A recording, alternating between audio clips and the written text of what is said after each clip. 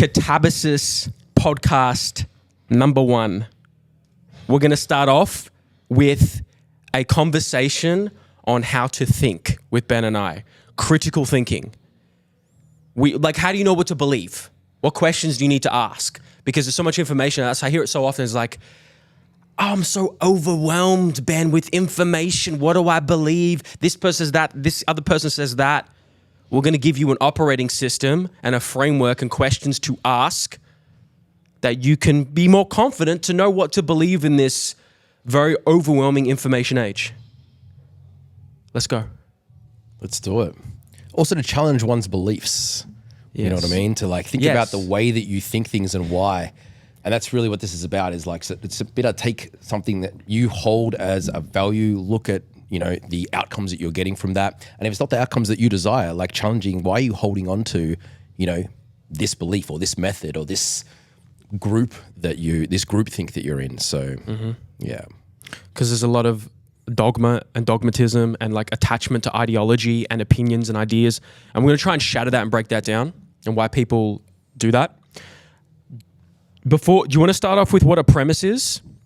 Or do you want to preface it with something else first? I'll preface it with the cards, man. Okay. So this is what is it? Critical thinking cards that I got, and I got these actually, for my benefit, because I was I'm always looking at we all commit these errors in thinking, these errors in creating an argument, the stories that we tell ourselves, and I don't, it's hard to know them all. You do them in just, general speak and things like that. You do them in the way that you are trying to research things. And so this is 24 logical fallacies and 24 cognitive biases. I saw you post one literally the other day, the Dunning-Kruger effect. Yes. So I'm sure we can probably kick off with that one, actually. But look, a premise is basically a statement. So a premise is a statement that forms the body of an argument that you're going to make that leads to, an outcome. Is this a true or false statement? So we make these when we're talking to someone, when we're making a position on something, when you're trying to learn from someone. This is the way that they'll educate you, is through various statements and then try to back up those statements. And it's in the backing up of those statements that you can make a lot of errors, right? So do you want to kick us off with Dunning-Kruger? Well, do you want to go with logical fallacy first? Is Dunning-Kruger a logical fallacy or a cognitive bias? People probably may have heard of these things, but I think we should set a framework first. Yeah. A logical fallacy, if you can start understanding what logical fallacies are, they're common errors in reasoning that we make. We make a justification for something and we misappropriate the reasoning for that, okay? And one of them, would you say, is Dunning-Kruger? Or is that more of an effect? That's more of a bias. A bias. You know what I mean? Yeah. So when you commit a logical fallacy, basically what you do is I think one of the reasons we do it is it's we have these heuristics, you know what I mean? So we have a lot of decisions to make all day long. We have a lot of distractions in our lives. And you can't be trying to gauge every single thing you do through trying to critically think every element of every action of every day. It's exhausting. So you have these shortcuts. You put these shortcuts into place, and a lot of these shortcuts are great. They're a good thing. They can serve that decision making for more important things. But some of these heuristics creep into some really important things in our life, to do with health and fitness, which I'm sure we'll get into today, right? You form these shortcuts in the way that you think about something, or you judge the success of what you're doing, or the success of what someone else got doing something, and then you form a strong belief or opinion in that. Okay, and so that's what we're looking at here. You know what I mean? Is what are some of those ways in which we do that? And when you recognize what they are, you can kind of stop yourself. That's why I bought these cards. I bought these cards to literally stop myself from to catch myself when I'm talking and I go, hey, wait a second. Why am I saying this? Why do I believe this? Okay. And one of them that I did post, it's a cognitive bias, not a logical fallacy, is the Dunning-Kruger effect.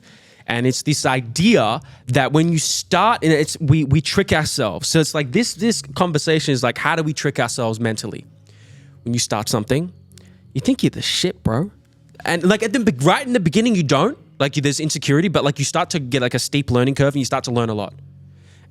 And would you say that you're a belief and ability in yourself is quite high in the first couple months. Yeah, so the Dunning-Kruger effect is basically like the less expertise or skill you have on a given subject matter, the more likely you are to believe that you have more expertise in that matter. That's a good summary. And the way that I like to think about this is in like almost in the acquisition of mastery. What we talk about is like, the 4 stages there would be like unconscious incompetence. So basically what that means is you have no idea how bad you are at something. So you're unconsciously incompetent.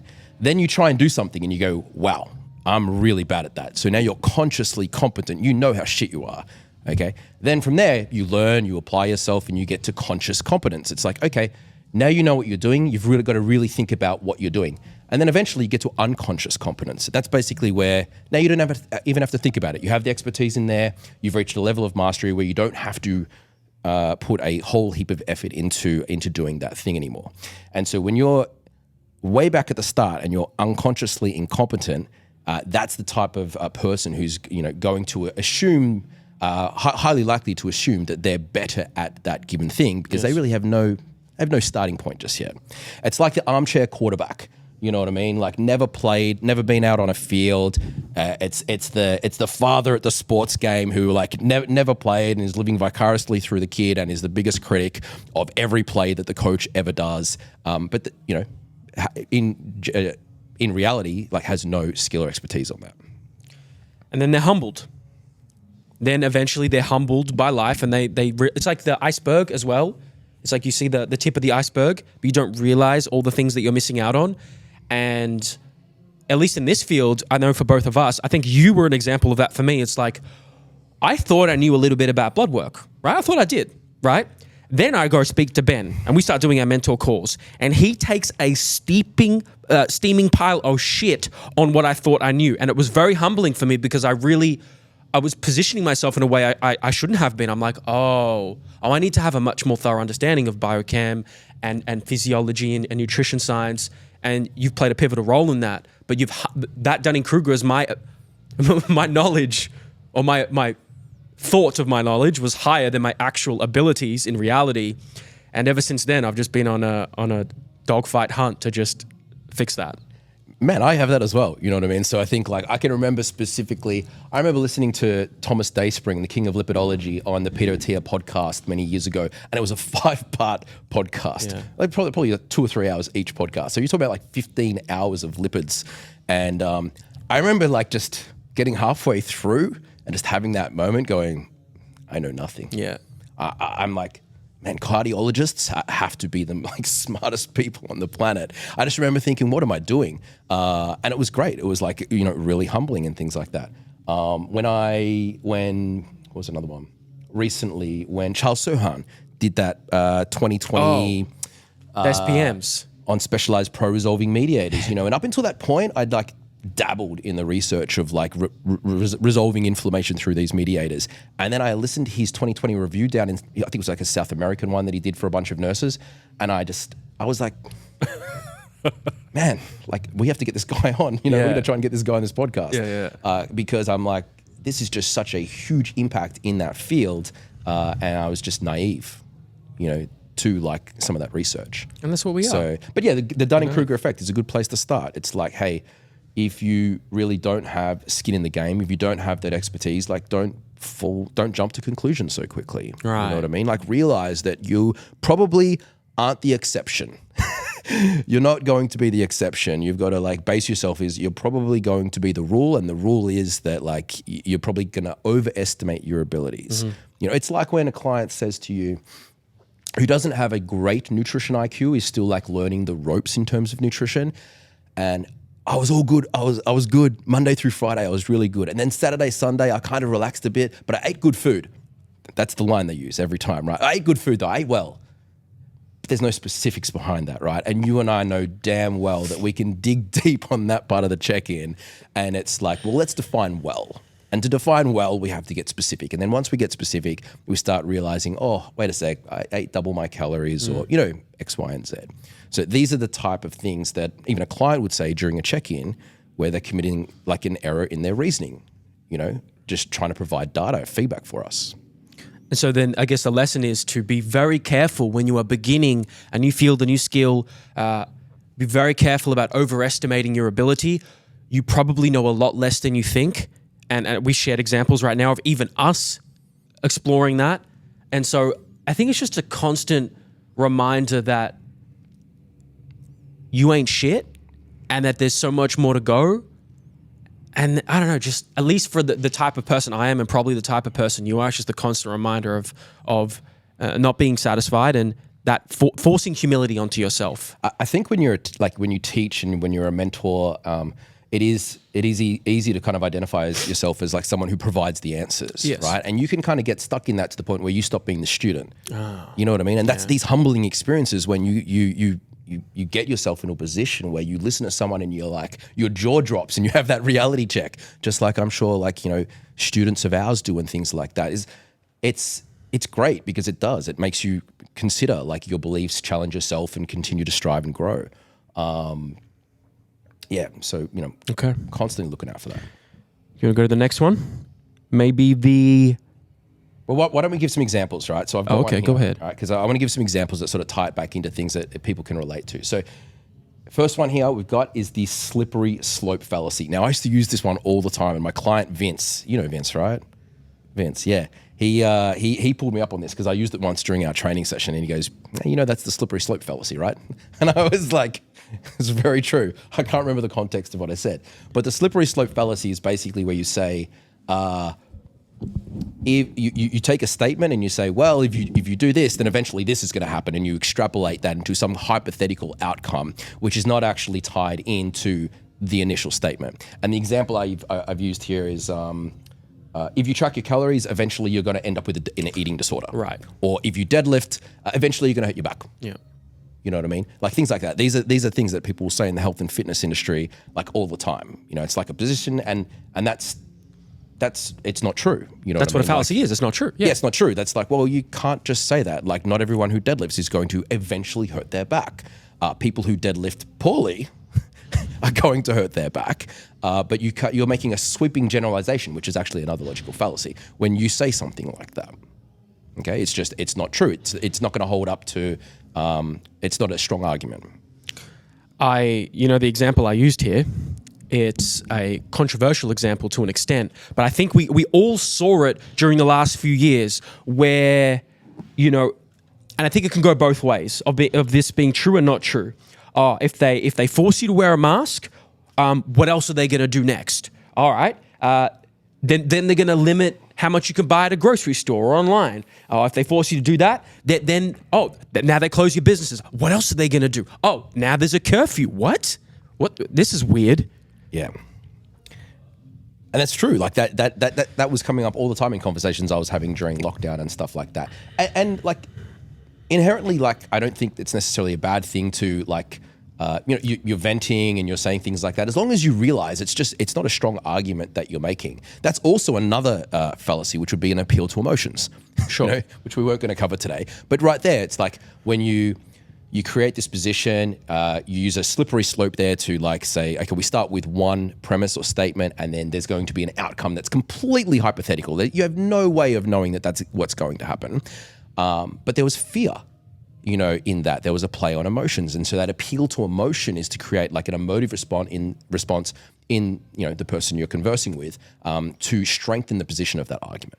But in this case, the slippery slope became true. For some people, did it not? Because some people asserted in the beginning, once governments take things away, they usually don't give it back. But we've also then noticed it seems like, I may be ignorant, but it seems like quite a bit of it has come back. So I'm going back and forth. I don't know if you can see what I'm doing. Yeah, exactly. So so one of the reasons why like these logical fallacies have strength in them, like commonplace in them, is because you do remember examples of like something like that happening in the past. Yeah. And you go, well, it did happen. Yeah. History has told me this. And it's like, hold on a sec. But history has also told you that a lot of those things never eventuate. You just haven't memory banked them. Do you know what I mean? So like You haven't memory banked the things that didn't come true. That's right. So all these slippery slopes that did come true, and like this outcome led to this and this, and it's like, oh well done, you guessed it right. Yes. You guessed it right. Well done. Very strong kind of like opinion you've now formed on that slippery slope as a heuristic, as a shortcut. You know, you go, well, I'm going to use that moving forwards, and then create all these hypothetical outcomes for these positions I'm taking. It's another one, selection bias. Like we have a selection bias towards the outcomes we favor. Or for example, the pro athlete that makes it, right? Or who just tells you to work hard, be consistent, just work hard. You know, what do they say? Hard work beats talent when talent fails to work hard. Like Kevin Durant said that. I really resonate with that. However, there's a selection bias towards that person saying that. They made it in spite of everything else in their situation. Just because you do those things doesn't mean you're going to make it too. Yeah. Like, so a couple of years ago, I've said this before on I don't know, on other podcasts, I think, but like a couple of years ago, I was doing mainly gut talks on my social media and stuff like that. So when you mainly talk about something on a social media, guess what type of client you tend to get? Yeah, sure. Like, yeah, there you go. Big shock, you know what I mean? So, but then you can develop this like warped perspective on the statistical relevance of something. It's like, well, everyone who come to me has got SIBO or has got a gut problem. It's like, yeah, well, that's all you talk about. Those are the clients that you get. Whereas like, oh, wow. Does that make sense? Yeah. And so I had to be careful of that, you know. It's reminding me of a couple of people in our circle and industry. Yeah, like if all you talk about is one thing, and that's generating leads for your business, and then the type of clientele you get are that type of client, it's going to reinforce some of those beliefs you have upon the importance of some of the values and statements that you make. Okay, so but it's important to have a reality check and recognize that that's a selection bias right there. You know, I say it all the time because people will say to me like, how often do you see this? And I'm like, well, yeah. That's like asking me like, hey, what's your diet? I want to do your diet. You know, it's like, don't do my diet. My diet's for me. We got to figure out what's for you. And it's like, don't ask me like how often I see this for me, because that means nothing towards the type of clients that you would have. Yeah. Do you know what I mean? Our sample size is different. That's exactly right. It has a selection bias, brother. Yeah. Next. Oh, this is a good one. The bandwagon? Yeah, this is good. What does your card say? That's a bandwagon fallacy. Read it exactly off the card. Appealing to popularity or the fact that many people do something as an attempted form of validation. Ooh. Okay. So this is groupthink. This is groupthink. This is the cult. Yes. You know, this is the cult. Actually, you know what this is as well? It's very powerful. Hold on. This is almost like the marketing of like, you know how we do a lot of marketing in the fitness, like social proof. You know, hey, look at the results I can get with these clients. Look at the testimonials that I get, the screenshots and stuff like that. What's that showing? That's showing social proof. That's like you know, looking at what's happening within a certain group and then thinking that then is, you know, the truth. You know, it's a strong argument for working with that person or something. But the bandwagon fallacy is something is true because it appeals to the masses or that everyone believes it. Yeah. It's very powerful when people create like cult-like followings. The Rock does cheat meals. I can too. Well, it's normal for everybody to get married, right? It's normal for like everybody to buy a home. It's you have to track your calories in order to lose weight, don't you? Not necessarily, right? Yeah. And the thing with like, especially in health and fitness, like, because we do form groups, like whether it's in a coaching group, whether it's in a Facebook group or these kind of like digital platforms or communities and things like that, and they can be echo chambers. Yes. You know what I mean? And so like what an echo chamber does is it tends to bias the positive outcomes associated with getting success from the given strategies within that group. And the people that don't get success within those groups tend to leave those groups, again, which leaves you with a selection bias of those people that are left that have gotten the results. Do you know what I mean? So it seems like a very strong, you know, method or whatever is at play there, like an ideology. But again, it's an echo chamber. You're listening to the positive stories only. The rest will get dwindled out. And so it's not a nice sample size that's going to actually try and challenge whether or not it's an effective, an effective thing to be doing. Or Yeah. So, and this is where just because it's common doesn't mean it's useful or good. And there's another quote: when you fall on the side of the majority, it's time to pause and reflect. Pause and reflect. Are you sure? Is that a decision that you consciously following, or have you just been indoctrinated into believing it because of the group you've been surrounded by? Like one of my students, Taze, he's Samoan, and their tradition is very traditional male-female sex roles. And even from things like that, everybody gets tattooed, and it's a manual way to tattoo. It's like they're hammering you with the metal. It takes hours. Some people die from it. That's normal for their group. If you apply that to our society, it's very abnormal. And it's very interesting how just the environment, we have to be conscious how our environment is influencing our predisposed behaviors, opinions, and ideologies to see the world. Because growing up with people who eat meat and support eating a carnivorous diet, and then you grow up with a vegan family. But did you choose that? Or was that just indoctrinated and bestowed upon you without thought? Religion is another example.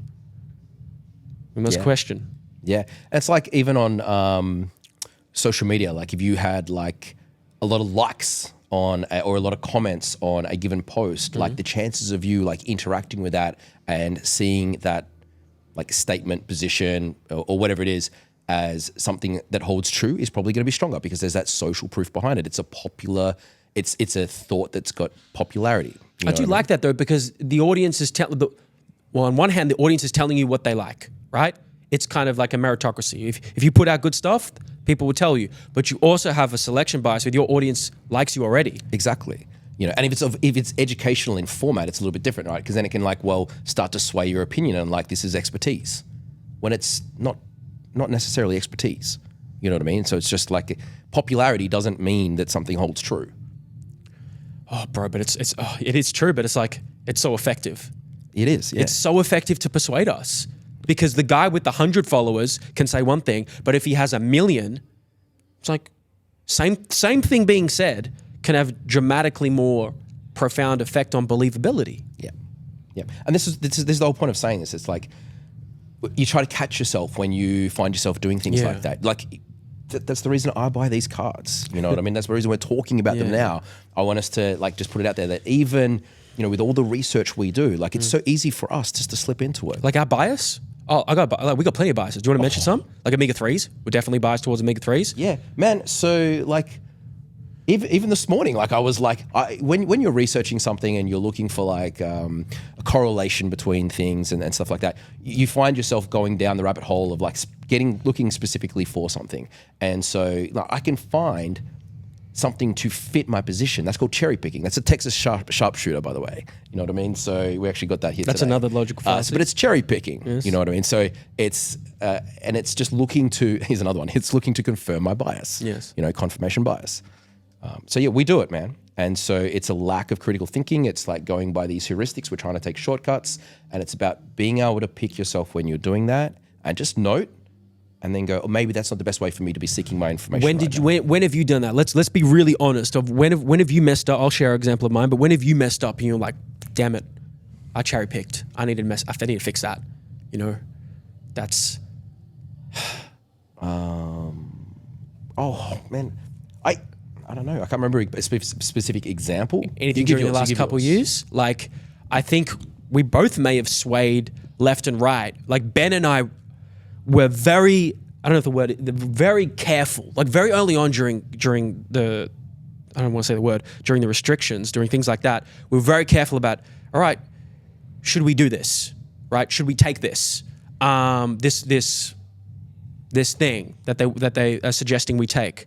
And we was combing through research to understand its efficacy, its side effects. Like I don't know about you, I know you would have. I was making videos. I'm like, I just want to find the truth.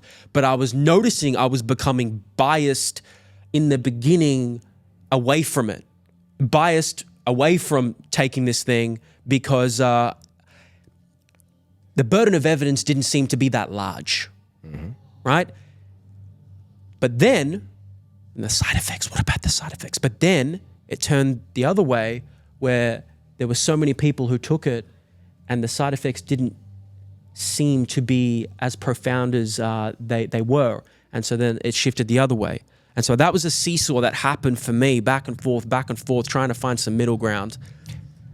I think for me, like the one that I hold too dearly is probably like an appeal to nature. Do you know what I mean? Like I have this like part of me where like, I grew up in the country. We didn't see a lot of doctors back then. Like you had to be like, something had to be really broken for you to go to hospital. That was my way of like growing up. And so I was never really big on medications. I had some health issues that couldn't be resolved within the mainstream medical system, which kind of like led me to not going into pharmaceuticals after I finished my degree. And I found a lot of health improvements on the nutritional front. And then that led me to like have this appeal to nature, to recognize like the power of nutrition and the power of like looking into like alternative things to the mainstream. So, but in saying that, like I constantly remind myself of like some of the amazing things that we have in life that are like not natural whatsoever. You know what I mean? Like most things. Like most things. Like this entire podcast setup. Like exactly. Some examples. So, but we see a lot of that in like, this appeal to nature goes a long way when you get into like paleo realms, and those kind of circles where it's almost like modern life. You shun every aspect of modern life, Which those people don't anyway. No, they because don't. to function in modern society. Recording it on their iPhone to put it up on social media. I've heard Liver King talk about this. I'm like, oh, what is this? He's like, it's very ancestral. And he had a rebuttal. His rebuttal's like, oh, what about all these things you buy, the private jets, the this, the that. And then he said, I don't want to misappropriate him, but he said, it's like, it would be ancestral for me to keep up and for me to keep doing those things and progress with humanity and their modern technologies, right? I don't know if there's a hole in that logic. Yeah. But we tricked into thinking just because something's natural means it's good or it's better. That's exactly right. And so like you see this play out in health food shops. Woolworths, like or anything with like a health aisle. Yeah. For instance, so you go down a health aisle, there's an appeal to nature going on right there. So like the brands, the marketing that goes into it, it's like all natural or organic. And some of these terms are very fluffy and some of them do have like hold a little bit more weight in terms of whether or not they may or may not be healthy. But you could go down that aisle and find something that's like pretty much just straight sugar under the banner of being organic and being natural, okay? And so there's an appeal to nature there. There's also another one, which is called the halo effect. Okay, so the halo effect is a bias. That's basically whereby if you could be a bias towards a person or like a branding, like health, for instance. So if you walk down the health food aisle and you see all of these words like organic and you notice the coloring is all like pastels or or greens and things like that. So it's really kind of like more earth tones and stuff, the way that a lot of these packages are put together. So inherently, you'll see people assuming, like making these shortcuts, going, this is going to be healthy for me to get towards my goals. And as you and I both know, that's like potentially a recipe for disaster for someone's fat loss goals. If that's the only metric that they're using to gauge, hey, if I go down this aisle and I shop mainly from here, I'm going to lose fat. Would that still be the halo effect or something else? Well, what I was saying with that, like especially when it comes to food, is like there's a halo effect there by it's seen as like your attraction to well, the it's seen natural, as healthy, like right. it's the healthy aisle, right? There's an appeal to nature there because like a lot of these like foods, they're playing off of like all natural, like the terms they'll use within selling foods. And then there's an example of do you remember like high fructose corn syrup, the distribution of fructose to sucrose and the versus like honey? Yeah. Do you remember? I don't remember off the like top of my it's head. Yeah. We were told, and I'm not saying that you should go ahead and consume. Here's what I'm not saying. That's another like thing people do. I can't remember what that's called. What I'm not saying, go consume high fructose corn syrup, right? I am saying that chemically the structure between something like honey, to which we appeal to nature and we say, oh, honey's great, and then we compare it chemically to high fructose corn syrup, which we say is terrible for us, and is one reason there's an obesity epidemic. But the distribution of fructose to sucrose is in percentage like single digits away from each other. Yeah. Are we just tricking ourselves a little bit here with just some of the semantics of it? Perhaps. But also, it's obviously, you put that stuff in food, it makes it more palatable, it makes it more tasty, you consume more of it. Yeah, but this is the point, right? It's like people will be quick to demonize or have to criticize the high fructose corn syrup, when in reality, it's in isolation, that probably wouldn't be the problem. The problem is the delivery. Yes. And the lack of structure around how you incorporate that delivery into your health goals. Exactly. Yeah. Context. Crazy word. Yeah. Nuance. What? But to touch on the halo effect, how much you like someone or something influences your judgments about them. Example, a client who may want to work with us, who's only seen us a couple times on a couple posts and doesn't really have that much rapport, versus someone who's been following us for years, is going to have a level of buy-in and trust with us that other people aren't. Your spouse, your partner, your girlfriend, boyfriend, you're going to trust them a lot more than maybe an average acquaintance. This is a normal thing. Okay, but let's say this goes wrong in the fitness industry a little bit. Go ahead. I'm a fitness influencer. I have 200,000 followers. We know a few. I have a few sponsorships, a couple of affiliate links I can throw out. Shout out Gymshark. I have an 8-week program that is guaranteed to get you as shredded as me. Let's go. Can I get your booty? Look at the way I look. Hey, the way I look is a strong argument to the expertise I have on getting the way I look. Yes. No. No, it's not. Yes, no. You and I both know it's not. But this is what happens in the health and fitness industry. You know what I mean? So you get a certain look, you put that look up there, and then you use that look as a way to strengthen your position in your expertise of you being able to deliver such look to a client. So this is smart. I think this is a reason to get better, healthier, jacked, more stronger, grow your body, epitomize health and wellness, because you'll do a better job persuading people. You can use this to your advantage too, but you also should be aware of it. Man, many people are using this to their advantage. What we're trying to say is that it's not the best way to be hunting out the master or the coach or the system. You know what I mean? Right. So if that is going to be your heuristic, just watch out. Yeah, you better have more than that. Yeah. But so many people don't. Oh man, well, we could make a podcast actually out of just inviting these people to come and sit down with us and these individual people. Yeah, let's get them on and give them some case studies. Bro, I don't think they would let us put the podcast down. Let's just say that. Yeah. But examples, you gave people that are in shape must be a good teacher of how to get in shape. I think the example of the celebrities Chris Hemsworth. I did that post. I did this meme post. Whoever's editing this, put it up on the screen, and it's Hemsworth, jacked to the gills, pumped full of all the steroids available on human Earth, in Thor. And then there's Fat Thor.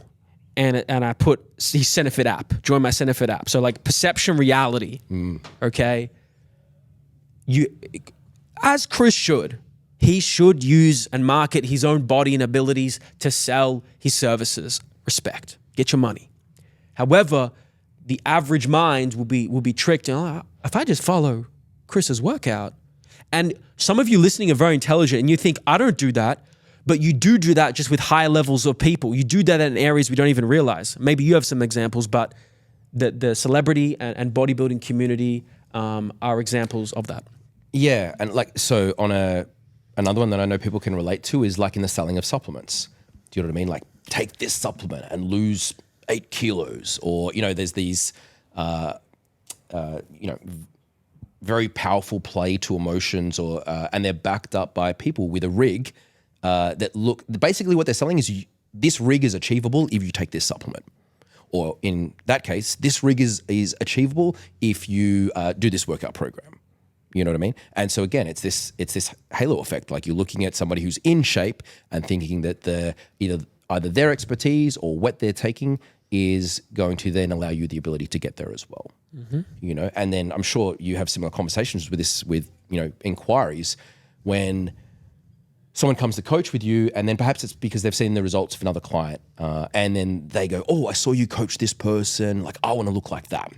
And then that person is a robot who's been doing what they've been doing for like 5 years, 6 years, 8 years, 10 years, and this person is starting off, unconsciously incompetent. And your job as a coach, even on that call, is to just qualify the type of person, the type of behaviors, the type of mindset that someone that achieves that has an appropriate time frame. You know what I mean? Yeah. So like, settle down, Sonny Jim, right? Well, because we live in a world of transformations and short time frames and distractions, and that's just not something that's applicable to the type of results that are achieved by some of the best clients that you'll have. It's achieved by some of the best clients because they are very good at sustaining consistent behavior change over a very long period of time by small but meaningful habits day in and day out. Mm-hmm. I love that. What about maybe the middle ground fallacy, anecdote, ad hominem, Texas shooter? Where are we going next? I think the middle ground's a good one. Middle ground fallacy. Yeah. I would say I commit this actually quite frequently. It's very honest. So read the card. What does the card say? Oh, the card says, saying that a compromise or middle point between two extremes is the truth. Okay? Oh yeah, I do this. So sometimes it is. Sometimes it is, right? Sometimes it's not. But I want to talk about it's a way that we can also justify inaction or complacency, as well. It's like this. It's like, so let's go back to the client before, which we talked about, on point through the week with all their nutrition and training goals, and then relaxes on the weekend. It's a very typical scenario where you'll see like stagnation with results, or someone not being truly happy with the trajectory of their results, going, I wish I was getting there faster, and then having some of these assumptions that what they were doing on the weekend wasn't leading them away from their goals as much as it in reality is. Okay? And one of the reasons people would justify that to themselves is because I don't want to be in extreme. It's not healthy. It's not healthy to be so onto it 7 days a week. You know what I mean? It's like an 80-20 rule. I want to justify it here. Not realizing that, is it an 80-20 rule if your 48 hours over the weekend takes you out of your caloric deficit? That's not 80-20, champ. That's not an 80-20 rule. You know what I mean? And it's definitely not a rule that's going to get you results. The bigger and more extreme that goal is, the more that's required of you. You know what? No, I'm not going to hedge that. Yes, more is required of you. And so the middle ground, people say about the middle ground, how people say I just want to live a balanced life. I just balance. Yes. Work-life balance. Yes. What we're trying to do right now, what we've been doing for the last year, is not balance. Ben has a family. He has children. He has 1,001 clients. We're building a new business. This is not balance, right? To achieve what we want to achieve and do what we want to do, then it is not the middle ground. Yeah. It is the end points. It's the outlier. It's the end of the bell curve that is required of us. Jamie Smith put out a really good tweet yesterday. I don't know if you saw it, a little tweet thread on, he has this I think he called a triad or triage type theory of success or something like that. And it had to do with basically looking at your health, your relationships, and your business. Okay. Right. And he said, he goes, my argument is that you can't focus on all three at once. You pick two. That's his experience. That's how he views it. And I liked it. He put a nice tweet thread out afterwards. And I've found myself saying similar to things to that as well, is it's very hard to say you can do it all and level up. You know what I mean? You can kind of do it all and hold position or achieve a modicum of success. No doubt about it. There are a lot of people that do that. But when you got to push through, I think you'll find that most people have to reserve one thing. Jamie, I remember this from his tweet threads. He was saying look, if you've got to level up in business, you're probably not going to be taking the wife out for dinners during the middle of the week. Those are going to go. Do Do you know what I mean? Like if you want to be taking the wife out for dinners during the week and spending time with the family, then that might eat into your training time. Trade-off. There's a trade-off. Right? So, coming back to our point here with this is that, what are we talking about? Moderation. The moderation, that's right. You know, it's hard to, you can't just say that the middle ground is the truth, that it's the best place to be. Because often the more ambitious and bigger the goal you have, the further you have to stray away from that middle ground. The middle ground may be, I have to go to a maintenance phase for my relationship or a maintenance phase for my health. I'm not pushing this right now, I'm pushing something else. I think like Donnie, who's behind the camera right now, like he knows this. He's been pushing hard to the point of if you don't mind me saying, you edit it out, but the point of near burnout, right? Because he's been going hard at business. His health and training is a little step back. And that's totally normal. It's totally normal. It's supposed to ebb and flow, like summer and winter. Seasons. It's like seasons. 100%. I think that's a beautiful analogy. Absolutely. Like I was on a conversation with a client who we're just doing consultative work now, so we don't speak every week. And we did a 30-minute appointment last night to organize his programming again. And we were just, he's just opened up a new gym and we were talking about training and, his relationship. He's got multiple kids and, obviously I could sympathize with a lot of what he was saying. And I was just sort of saying, man, you know what I want you to do is I want you to go away and I want you to look at the next 18 months. I want you to look month by month as you would do with like your business plan and stuff like that. And I want to look and see where you're going to put your push months with your training. Because right now what you're telling me is like, this is the level that you can push, but he's competed before. He's not interested in competing again, but he just wants to get his body fat down to a level where it's like, he wants to be able to sustain that. And I'm like, to do this, you're going to have to hurt a little bit more than you're willing to hurt right now. And that's okay. You've just landed this new gym, you've got another kid on the way, like all these great things happening in life. But don't criticize yourself for not putting everything into training that you used to be able to do 10 years ago when you were competing and you didn't have kids and your businesses and revenue streams were nothing like what they look like now, because it's a totally different scenario, So he's having to go out of this middle ground, you know what I mean? He's having to push. But when he gets the chance to push, it may be,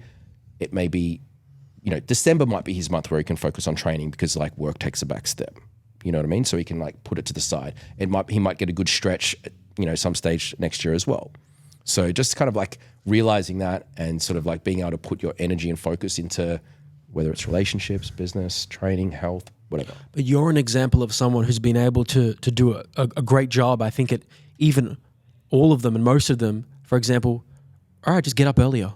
Like you get up at like 4 a.m., you train before the family's up, and you get after it, right? I'm just like, oh, so that's more of what's required if and when I become a father, if I want to maintain that. All right, Roger, got it. Okay, I'm ready. I'll get ready for that. It's like, just get up earlier, just stay up later. It's like, but then the health, the sleep. Like, yeah, there's a trade-off. Yeah. And there is. And what we're trying to say by this is that trade-off isn't always, sometimes that trade-off is totally warranted. Yeah, sure. Right, absolutely. But other times it's not. And like, I think a good example of this is people will, again, use a shortcut and say, all foods in moderation. And I'm like, why? That doesn't work with people with gut issues. Yeah, like if you have a problem with a certain food or whatever it is, like it's not to inherently say that there are bad foods. We're not trying to categorize foods as good or bad. That's not the point. The point is that like if you're using your lack of consistency with like as a reason to go and consume foods in moderation, because that's your checkpoint that you want to tick off and go, yeah, I think anything more than that is too extreme and I'm not going to enjoy it. And it's like, well, we've got to figure out something that, you can sustain. And you got to realize that maybe that food or that restaurant or those outings in moderation is just not a sustainable solution to keep you in a calorie deficit. For now. It's not forever. Yeah. It's for now. Yeah. You must accept that consequence if you really want. Not everything's in the middle ground. What a good one. Next. Anecdote. That's an easy one. We use this all the time. My cousin's brother's sister. Oh my God. She died because of the thing. She got sick because of the thing. Okay. That level of evidence is extremely poor and low. Yeah. I cannot rely on that evidence. Like, I think everyone knows this one. This is one that's talked about a lot on social media now. So we kind of know that someone's personal experience shouldn't necessarily be given more weight than it deserves, right? Yeah, more than it deserves. It's important for you. It is important. Your experience matters, but we cannot make population decisions off individual experiences. Yeah. Or clip that. Yeah, that's a good one. But people will use it in their argument all the time. Like, in this NFT project that I'm in at the moment, like I'm seeing a lot of newbie holders that we have in there, and some of them have some very strong statements on health. Like what? What do you hear? Like there's a lot of keto guys in there, for instance. And that's great if you want to do keto diet, but like, if someone else asks for a bit of advice and a keto zealot jumps in and goes, "Oh man, I've been doing keto. I dropped 30 kilos, 30 pounds, sorry. And you got to try keto, and it's because the whole position from that is like their personal experience with it, and they're attributing the success of their diet to some mythical ability of the keto diet. Beyond the fact that it's like, hey, if you lost weight on a keto diet, guess what else you did? A deficit. Yeah, you created a way for you to sustain a calorie deficit. Crazy. For a level of time that yielded some great results. And I'm super happy for you. I'm happy for you, but deficit works too. It works it all the is time. the thing working. Another one, I don't know if you've had one of these lately, but it's ad hominem. So this is attacking your opponent's character Yeah, I think. or personal traits in an attempt to undermine their argument. Yeah, where do you see this? Okay, I'm going to say that one more time. Attacking your opponent's character or personal traits in an attempt to undermine their argument. Think about where you do this. You are distracted by someone's character and your opinion of their character, and you're conflating that with the weight of their argument. Those two things are separate. Someone can make people suck at this.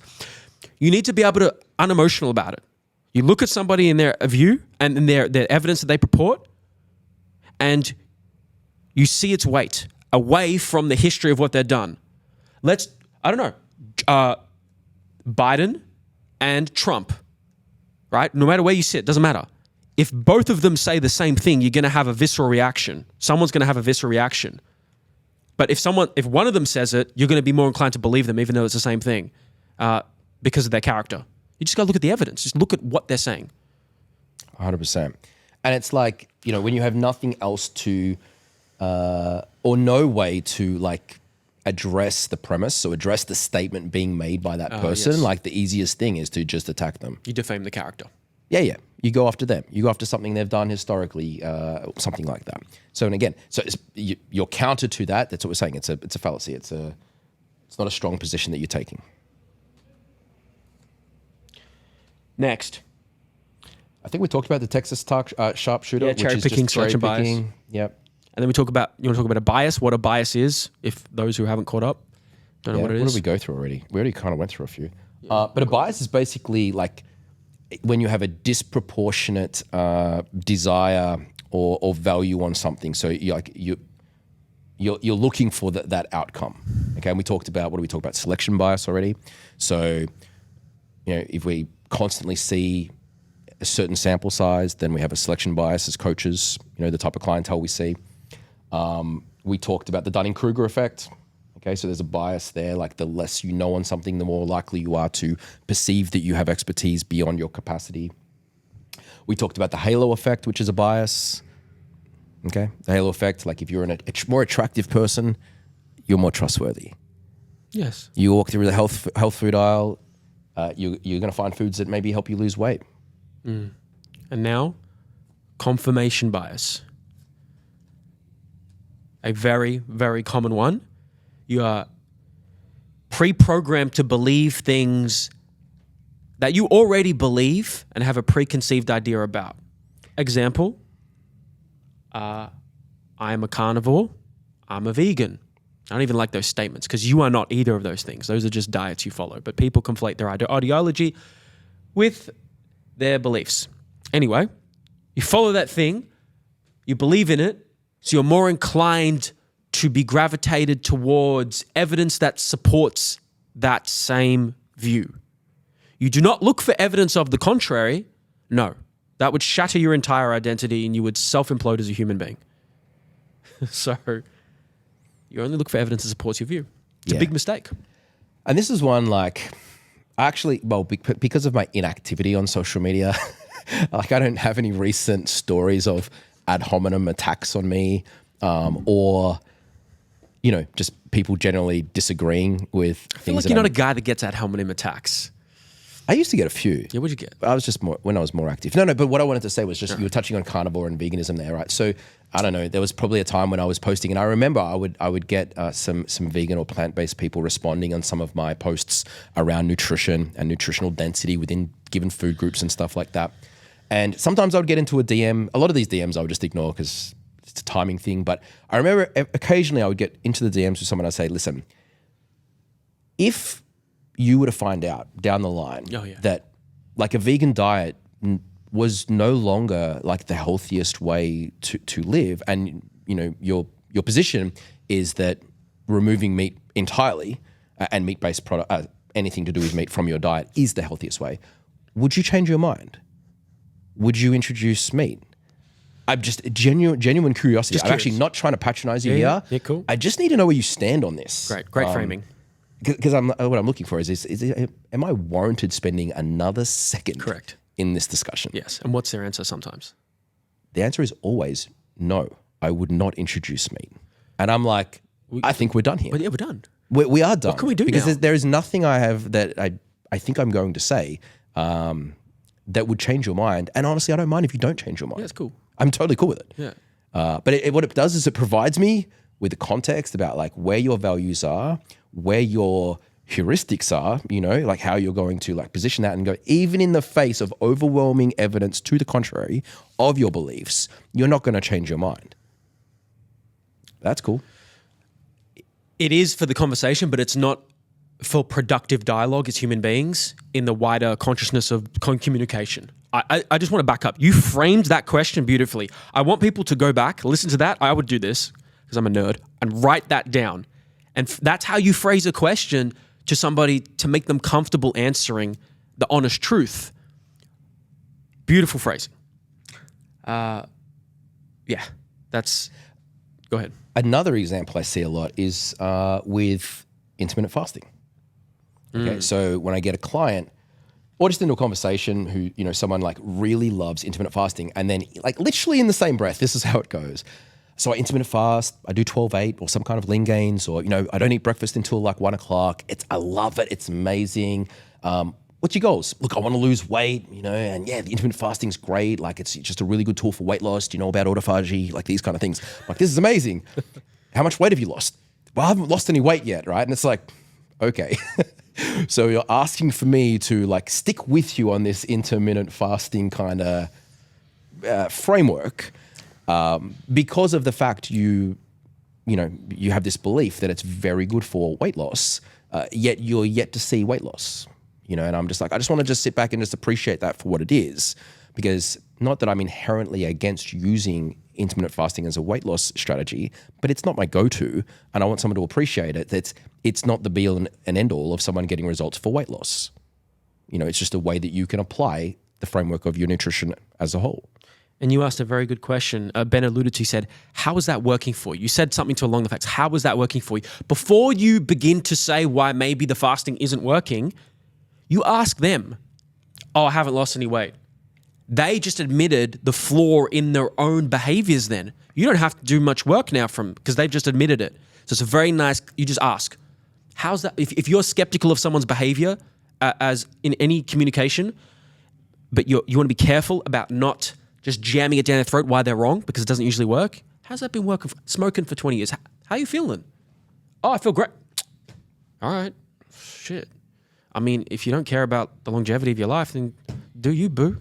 Yeah. It's just like an opportunity to like, again, let them have that reality check, like whilst they're on the line about, hey, you just had a premise and then you just committed a decent logical fallacy in the same breath on that premise. And then I inquired about the success of that strategy, and we now, it's in the air that like the strategy hasn't been as effective as what we're led to believe.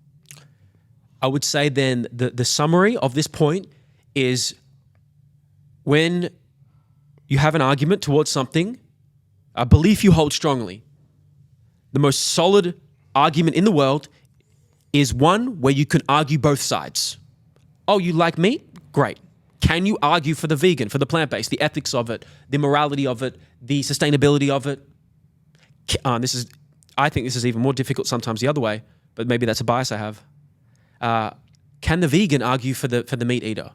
Can the Muslim argue for the Christian?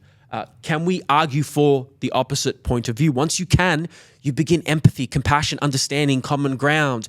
The dogma and emotion begin to release, and you begin to see each other as people. That literally what you're talking about there is like one of the strategies I've got like at the end there. Oh, really? Like, yeah, exactly. That is exactly it. It's like, so whenever I think about like committing like these logical fallacies and these biases myself, I take myself back to debating in high school. You know, where You did that? like, yeah, I did it a little bit. Like I was not a good debater or anything, right? So, but I just remember doing it. And I remember like being swapped from one team to another last minute and having to change. I love that. Your argument, completely take the opposite side. And I'm like, that is such a good lesson in like looking at your biases and looking at your thinking, you know, because you literally have to take up the opposing argument. And so what do we do as researchers, as teachers, as someone who's trying to think critically is take the opposite side. Talk me through it. Talk me through the pros and cons. Mm-hmm. And what you'll probably realize in doing so is that, wow, I was holding on really tightly to this premise of that argument. But when I had to actually see it from the opposing person's side, I actually caught all these flaws in that premise. You know? And so again, you challenge your beliefs and into why you're holding on to that if you do that step. You must do this. You must do your best to remove emotion and to breathe. Just, all right, I'm getting quote unquote triggered. I'm getting emotionally triggered. Once that happens, your logic begins to dissipate. You become into your reptilian brain and things get hazy. You must stay calm in the face of things you disagree with if you are to think logically. Otherwise, you will get caught out. You will... Everything becomes cloudy. So stay calm. You've got to be open for criticism as well. Like so many people are just not open for criticism. I'll get clients, this is not just clients. I love my clients, by the way. But Ben hates all these clients. I think it's a really good example of like, you know, I'm always trying to teach them when they say things like this in a check-in call. And I say, you know what can be very useful is if you were to frame, like let's use the example about eating well during the week, not so well on the weekend. If I did that and I had a coach, I would be saying something along the lines of like, do you think there's anything I could have done better there? Do you think I should challenge the way I was looking at that? Do you think I should look at that from a different angle?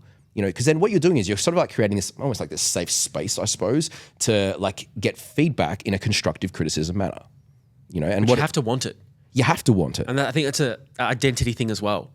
You're the type of person who wants to continue to grow. It's a growth mindset. Prove me wrong.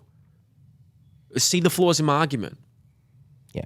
I hope I did that with you.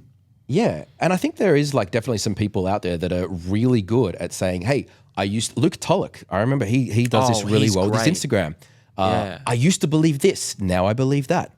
And I'm like, man, this is great. I respect that so much. I think this all the time as well. Like I look back at some of the things I thought in like 2011, 2012, 2015, 2018, like even recently, like you look back and you learn, you have new information, you go, wow. Is there one thing that's funny? A moment like that I got one or two, but do you have like a moment you're like, oh shit, I was wrong? The common one for anyone who's been in the supplement and fitness game for a long time is branched chain amino acids. Do you know what I mean? You go back a decade ago and we put those things on a soapbox. We put them on a stand in terms of like how efficacious we thought that they were going to be because of leucine and mTOR and everything like that. Yep.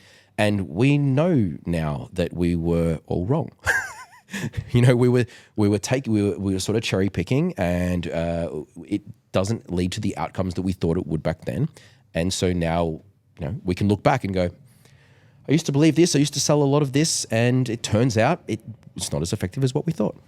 In comparison to, I'm assuming, EAAs, or not even in isolation? Yeah, but even EAAs, I think we put on a bit more of a pedestal. So if you go back in the supplement industry, you know, you would have like protein powders would form the base of like, you know, a common supplement that someone would start with. Then you would be talking about like, well, we have whey protein concentrates, and then we have isolates, a little bit less lactose, a little bit less sugar, faster absorbing. Now, what does faster absorbing lead you in a conversation to? Fuck it, let's go. The anabolic window, right? This is another thing. We used to put the anabolic window on a higher level of importance than what we do now. When you look at recent research by some of our big hitters in the industry, now we know to de-emphasize that in our discussions. Whereas, yes, we want to have these protein and these carbohydrates, these nutrients around training, but that anabolic window is pretty big. It's a big kind of curve. It's not this, hey, cut off. Last rep, skull. Yeah, bro, go. Go. Donnie, you've done this, haven't you? It's not that, but these are some examples of like things that we held to in the past, and we've learnt since then with new information, new eyes, better criticism of ourselves and the way that we interpret research, that we were wrong. And we learn. For me, it was soft tissue. It was I thought that foam rolling and lacrosse balls and that whole Kelly Starrett world mobility WOD was, we can break up adhesions and scar tissue by rolling out with overpressure, right? With enough pressure, you can break up that scar tissue and adhesions, and man, you can feel a whole lot better. Bro, I made a video. I didn't have to. I chose to make a video. I was like, my bad, guys. I was wrong.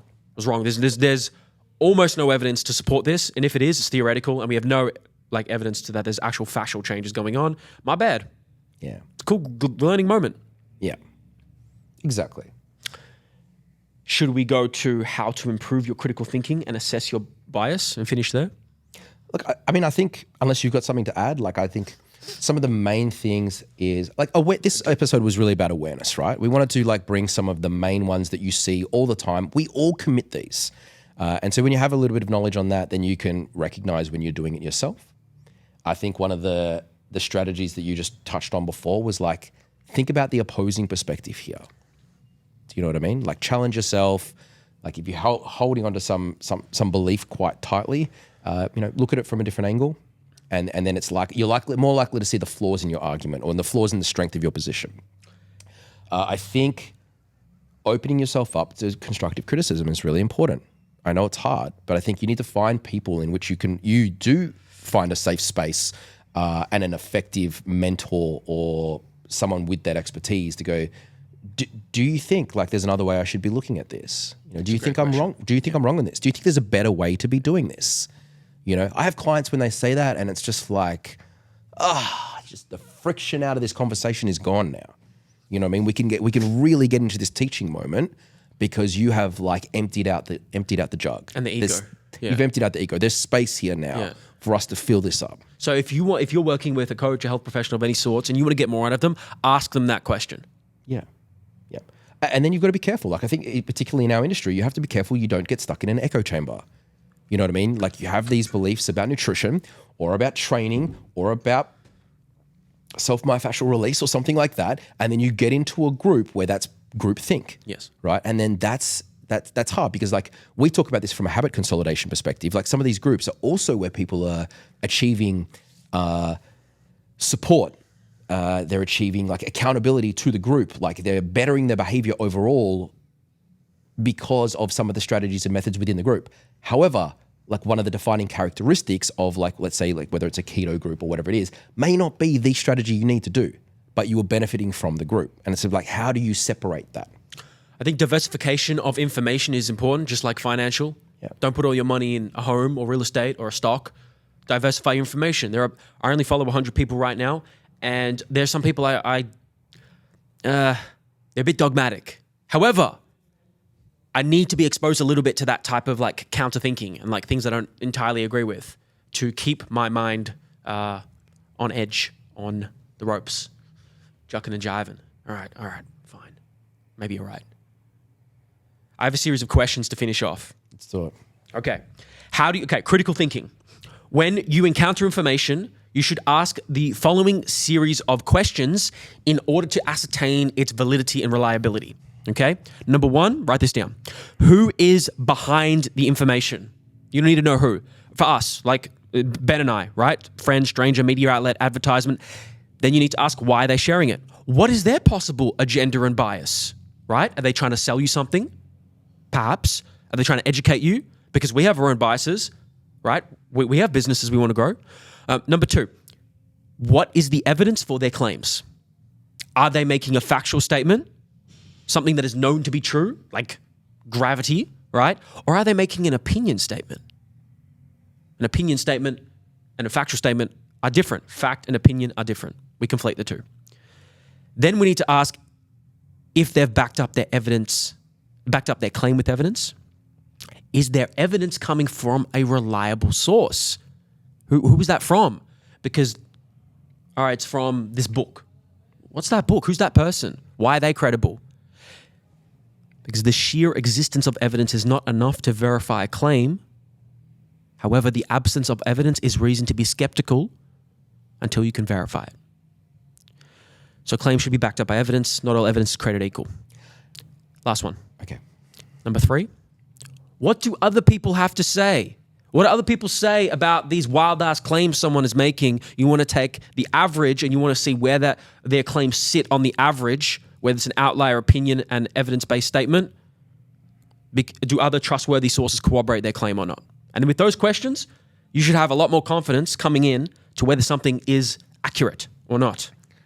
So something I would add to this is the following. Okay. Because everything you just said then is amazing, and the more academic-orientated people there will take a lot from that.